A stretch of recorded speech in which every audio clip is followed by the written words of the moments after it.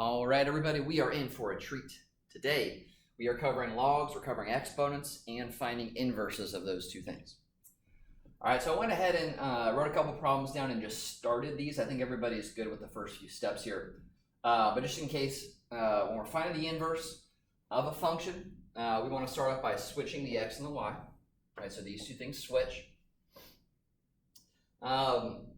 Then with the log equation, we want to get the log by itself. So we're trying to get this log right here by itself. We're going to do that by dividing the two over here. Right, it's outside the log, so we have to move it first. Now we're going to solve our log equation by using exponents here. And so this next step is optional, but it does help some people to move that x over 2 over to the right-hand side. Okay, so just get rid of this right here.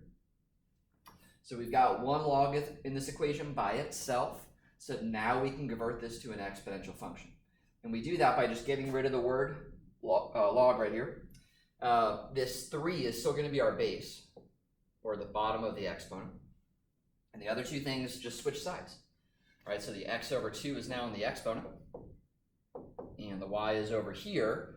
But now that it's by itself, I'm going to call it f inverse of x. And this is our inverse function right here.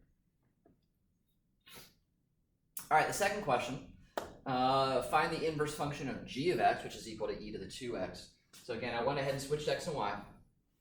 And I went ahead and just switched the sides as well to move the exponent over here, over here to the left. All right, so to solve this exponential equation now, right, the exponent's by itself, there's nothing outside of it here. We're going to put this into log form.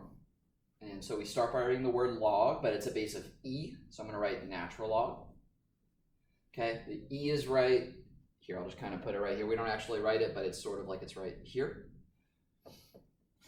All right, and then the other two things, again, they just switch places. They switch sides of the equal sign. Okay, so the x goes right here, and the 2y is on the other side. So now all that has to happen is we have to move this 2 over and get the y by itself. So I'm going to put it in front. I could divide the whole thing by 2, not just the x. I could either divide the whole thing by 2, or put a 1/2 in front of the natural log like this. And so this is our inverse function.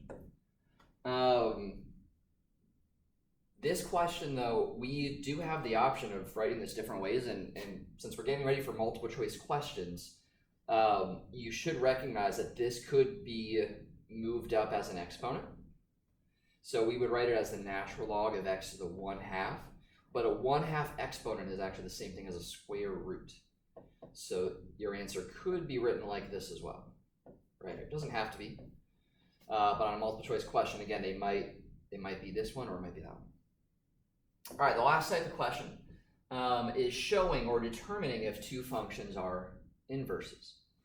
So keep in mind that any functions are inverses. When we find their composite function, it's going to simplify into x. So it doesn't matter whether you do f of g of x or g of f of x. Both of them will simplify into x here. So I've given us two functions that are inverses. I just want to show you guys how this works. The way I've asked this, it's kind of in an FRQ style. This won't be an FRQ. But sometimes the way they do the multiple choice questions could be like find the error or something like that, where you still have to know how to do this.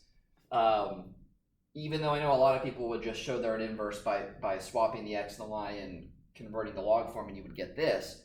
I want to walk through this process just so you guys are familiar with this here. All right, so f of g of x. G of x is the inside, so we're going to take all of g of x, and we're going to plug it into the outside function for this x right here. And so the 2 stays. Where there was an x in the exponent, there's going to be a log base 2 of x. And remember, this is one of our properties, that if the base of the exponent is the same thing as the base of the log, they essentially cancel out, and whatever's inside the log is now just outside of the log. The other two things are going away.